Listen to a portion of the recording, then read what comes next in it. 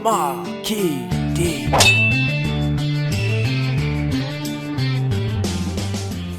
3 years ago I stopped watching TNA. All the stars had left, the crowd number was in the dozens, the big arenas were gone, and they wrestled in bars now. The show had become a joke. I had just witnessed a new team debut. They had mohawks and they kept screaming "Oi, oi, oi" as the crowd sat in silence. It was awkward.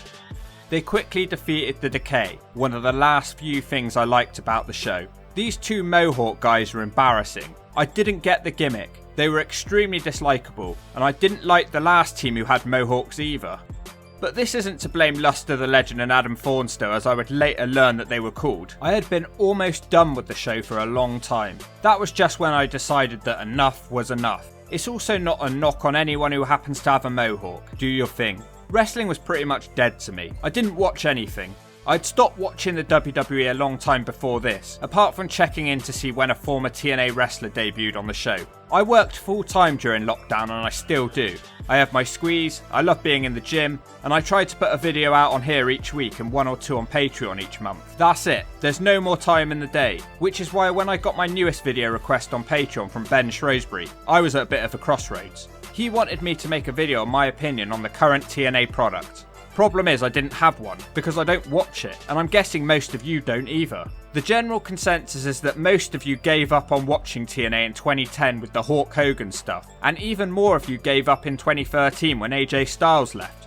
I don't blame you. Everything that had made the show great had been reduced or completely removed. Recently, TNA has started to make a bit of noise in the wrestling news, and there was talk of the Aces and H returning, and former world champions coming back to the show.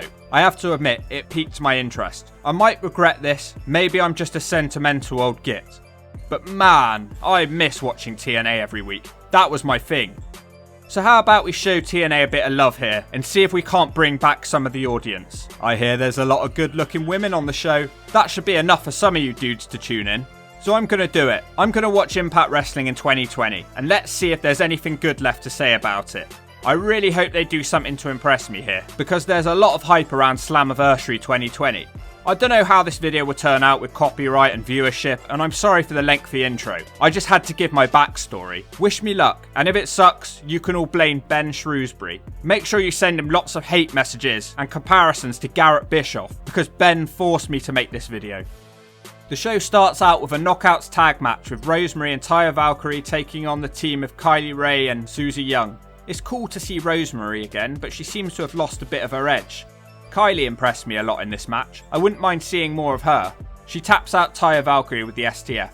During this match I noted that Madison Rayne on commentary is horrendous. Slow, no energy, and sounds like nails on a chalkboard. I've been informed that she's only on commentary temporarily because she's married to Josh Matthews, so they can do joint commentary from home together. Next up it's Reno Scum, who still seem to be here. So bad they made me quit watching TNA last time. Let's see if they've gotten any better. It's a tag match with 4 teams. 3 of these teams look like they haven't ever seen the inside of a gym. So many fat boys in one match. TJP is the former Manic, and Cody Deaner is also here. You might remember him from his time with ODB, or you might have tried to forget that. The Mohawk guys seem to have toned down yelling oi oi oi after every move. Thank you. Madison and Josh Matthews keep making fun of how fat everybody is. Cousin Jake looks like a bigger version of Trevor Lee, but with more personality. The Deaners win after 2 of the teams bail on the match to fight backstage. Perkins and Falabar are quite a funny team, and they fight backstage with the oi oi oi guys. Johnny Swinger is also hanging around backstage trying to find an outfit because he's been banned from ringside. They tease Eric Young's return here, as Johnny Swinger finds a Super Eric costume, but instead he settles with a suicide one. Suddenly Tara's music hits and I look up in surprise, but then I realise it's a flashback to when TNA actually had an audience. This is the match where Madison Rayne wins her first world title. They call this the flashback moment of the week. Since when was a moment defined as having to watch an entire bad match from 2010? I hope these moments aren't regular on TNA, unless they're trying to pretend that they're still the second biggest wrestling company in the US. At least Madison Rayne does her scissor stomp here. That move was always money. 6 minutes of having to watch a bad match from 2010 and it's over. Do they realise that this was 8 years ago? Maybe it's a COVID thing. Ken Shamrock is backstage with Sami Callihan. Sami is a bit weird, but he's teaming up with Ken Shamrock at Slammiversary to go for the tag titles. They are tag team partners who don't get on. It looks like Ken Shamrock is being interviewed by some grungy wrestling fan. More knockout stuff next. This is 3 matches now on one show. Kimber is taking on Jordynne Grace, who is the Knockouts champion. She seems to be using small bits of Scott Steiner's gimmick. I think they teamed up fairly recently too, so that's where she got it from. This Jordynne Grace looks like a professional wrestler should do. In fact, I wouldn't be too upset if more women looked like her. But this other girl, well, she looks like trash from the indies, I'm sorry guys. I know she's a veteran, but she looks unwell, I'm sorry. This is the best match of the night so far. Jordynne Grace has a great moveset and nails a Michinoku driver, but Kimber kicks out of this. Kimber then nails a Swanton bomb, but Grace kicks out of that. Man, Jeff Hardy won't be too happy. He ain't watching. Dude, I was watching TNA the other day, and this girl kicked out of my Swanton bomb finishing maneuver. Can't believe it, man. I'm going back to Carolina to see my stoner friend Shannon. I'm going to show him this, man. Jordynne Grace wins the match with the Grace driver after Kimber tries to hit her with the brass knucks. She can't celebrate for long though, because she's interrupted by Deonna Purrazzo on the Titantron, who is challenging her for the Knockouts Championship at Slammiversary. She's pretty, looking forward to seeing a bit more of her. I think she was in WWE recently. I ain't gonna research it. Shut up or I'll smack you one. There is then a video package explaining that the world title is vacant, but they won't go into why, and says there's a 4-way at the pay-per-view to crown a new world champion. One of the challengers will be a mystery opponent. This is what we're talking about. Who do you think it will be? There's talk of EC3, Eric Young and Bully Ray, possibly some other Aces and Eights members. It's quite exciting and I'm hyped for it. The other challengers are Eddie Edwards, who most of you will be familiar with.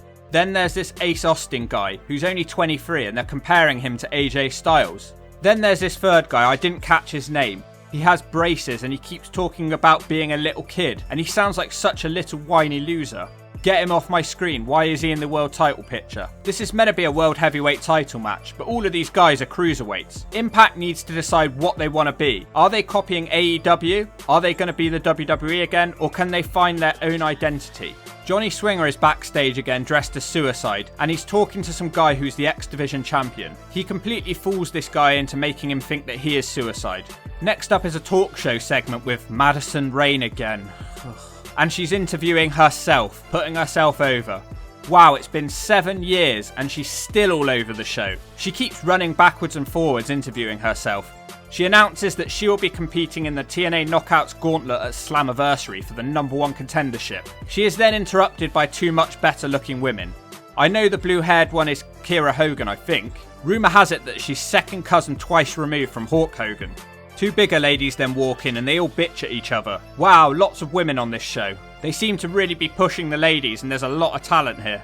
Hernandez is backstage. Wow, it's Big Supermex. He's doing an arm wrestling thing, and then Rhino walks up, but then it says to be continued for some reason. You know, arm wrestling isn't actually about strength. I've been beaten by a midget down the pub before. Luckily for me it was last call and everyone was too busy at the bar getting their last drinks in. Next up, Johnny Swinger is challenging for the X Division title in the Suicide costume. He's meant to be banned from the building and the commentary team openly say that it's Johnny Swinger in costume. So I guess the management team are idiots if everyone else knows. Swinger is trying to do the Suicide moveset, but he fails. This Willie Mack dude has a beautiful dropkick, I have to say. Madison and Josh Matthews keep making bad jokes on commentary. It's terrible. Willie Mack hits a stunner and pins him for the 3. A bad match. I'm not sure what the point in this was, but Willie Mack seems quite charismatic. Tommy Dreamer is being interviewed by oh wait, it's not SoCal. He says that his lawyer is Tricky Dicky Heyman. Moose and Tommy are feuding, and Tommy Dreamer makes fun of Moose for not knowing any wrestlers from 30 years ago. So he's not a complete mark like you then, Tommy. Tommy announces that he's challenging Moose for the TNA title. Wait, what? I'm so confused now. I thought there wasn't a champion. Tommy says that there's no TNA champion, but Moose seems to be holding the TNA world title belt. Is this not the proper world title then? Or are there 2 world champions?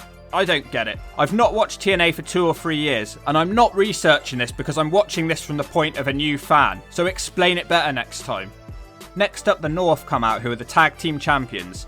Sami Callihan is taking on Josh Alexander, who has a massive head and a wrestling head protector on. Why is this the main event? I would have rather watched Rhino vs Supermex. I say that just as Sami Callihan hits a Death Valley driver on the outside. This match must be over, but Alexander seems to get up fairly quickly. and fights back with a suplex onto the ring apron.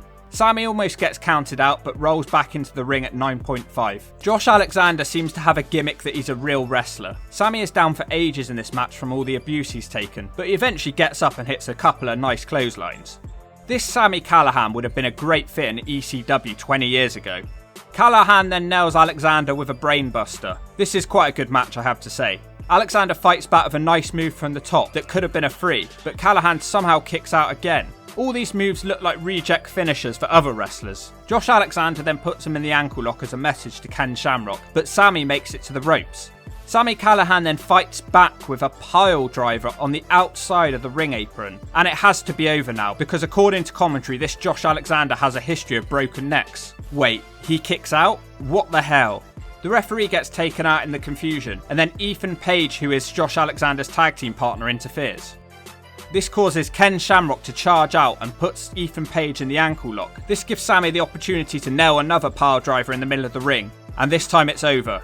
Look, it was a good match, but you are falling into the same mistakes as these nerdy little indie wrestling matches. There was about 5 moves that should have been the finish of this match. Maybe they're trying to go for an ECW vibe here. Where I'm from, a pile driver on the outside of the ring apron to a man with a broken neck is an instant free. It's a knockout, in fact. The show then ends with a hooded man watching a fake news report about Slammiversary. The news report says a world champion is returning, and he will not be alone. There are 3 glasses on the table with the hooded man's living room, so hopefully this is confirming an Aces and Eights return. I wasn't the biggest fan of the Aces and Eights, I've made that clear before, but Impact needs a storyline to get it some attention again. Consider this, apparently the man who gave birth to the Hulk Hogan character is even teasing a return to TNA. We will have to wait and see who's going to turn up. Anyway, as I said, I haven't watched the show for 2 or 3 years. It was much better than I expected. The knockouts seem to be overflowing with talent, but the heavyweight division is lacking. From what I've seen, Moose is the only one who's worthy of being in this division. I can't believe they're having to have Tommy Dreamer headline in 2020. I might be wrong though. Remember, I haven't been watching the show. There might be some other great heavyweights in here. I also cannot believe that they're still pushing Madison Rayne. She was always terrible and never had a good match. If you can find one, please comment down below and I will apologise. The fact is that she's a 5-time champion, but that is insanity. And the fact she's still on commentary is brain dead. I don't care if it's a COVID thing. She has go away heat. She had go away heat back in the day, and she still does now. Her voice is like nails on a chalkboard. It's like mine. Get her off my screen. So, was it worth watching? The $1 million question right there. I don't know. I feel like this show might have been crunched by COVID a little bit. I'm going to reserve judgment for now, until some of the main eventers show up, because none of the main wrestlers appeared on the show tonight. And that's my 2 cents. And if you've got any sense, you can shut up or I'll smack you one.